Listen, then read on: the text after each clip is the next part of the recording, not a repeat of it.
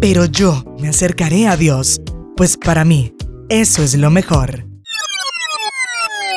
Cerca de Dios es mejor. Con el pastor Louris Peñalosa. Bueno, hoy continuamos con nuestro tema que tratamos desde el día anterior acerca de la importancia de hacer diferencia entre lo bueno y lo malo, lo limpio y lo que no es limpio. En la primera carta de Juan, el capítulo 1, versículo 5 dice: Este es el mensaje que hemos oído de él y os anunciamos. Dios es luz y no hay ningunas tinieblas en él. El versículo 6 dice: Si decimos que tenemos comunión con él y andamos en tinieblas, mentimos y no practicamos la verdad. Dios no está confundido. Él es luz y en él no hay tinieblas.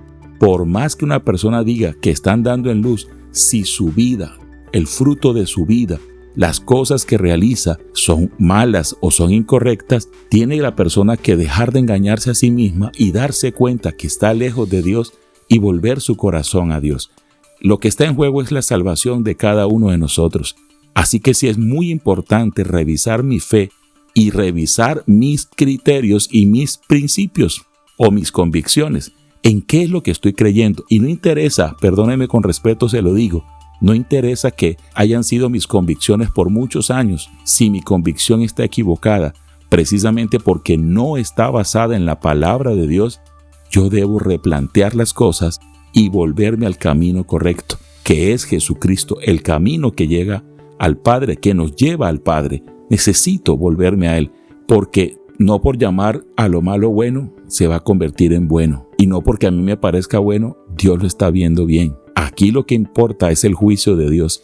Y Dios juzga las cosas como son. Y en su palabra nos deja ver cuál es la manera como Dios ve las cosas. El libro de Efesios capítulo 5 versículo 8 dice: Porque en otro tiempo erais tinieblas, mas ahora sois luz en el Señor. Anden como hijos de luz. Porque el fruto del Espíritu es en toda bondad, justicia y verdad, comprobando lo que es agradable al Señor. Y no participéis en las obras infructuosas de las tinieblas, sino más bien reprendedlas. De tal manera que la Biblia también nos dice en este texto de Efesios que en otro tiempo una persona que no conoce al Señor era tiniebla, pero cuando ya conoce a Jesús es luz y debe andar en luz como hijo de Dios que es. Y además dice que el fruto del Espíritu es toda bondad, toda justicia, toda verdad. Entonces yo no puedo andar por allí mintiendo y luego simplemente mencionando el nombre de Dios y diciéndole a las personas que Dios te bendiga.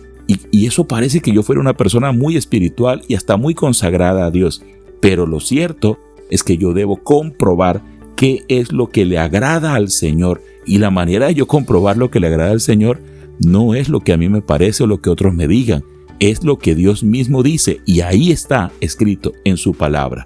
Y en su palabra nos invita a no participar de las obras infructuosas, sin fruto o malas que son de las tinieblas, sino que más bien tenemos que reprenderlas, no participar, pero tampoco declarar que son correctas para que otros las hagan, simplemente mostrarle a las personas esto no está bien, porque al fin y al cabo lo que no está bien siempre me va a hacer mal, me va a hacer daño. Pero además cuando hablamos de la eternidad me va a causar la condenación y eso no es cualquier cosa, es la eternidad en la condenación.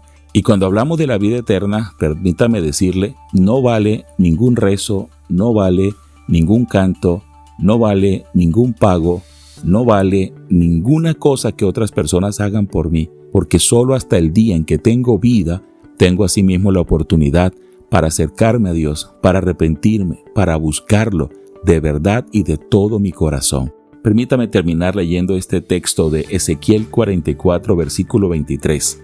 Antes de este versículo viene hablando el Señor acerca de cómo Él va a levantar sacerdotes que hagan lo correcto. Pero una de las cosas interesantes que Él dice que harán estos sacerdotes es que enseñarán a su pueblo, dice el versículo 23, enseñarán a mi pueblo a hacer diferencia entre lo santo y lo profano, y les enseñarán a discernir entre lo limpio y lo no limpio. Acércate a Dios a través de su palabra, porque en ella conoces la vida eterna, conoces al Señor y te das cuenta de lo que Él pide de ti, porque cerca de Dios es mejor. Que Dios te bendiga.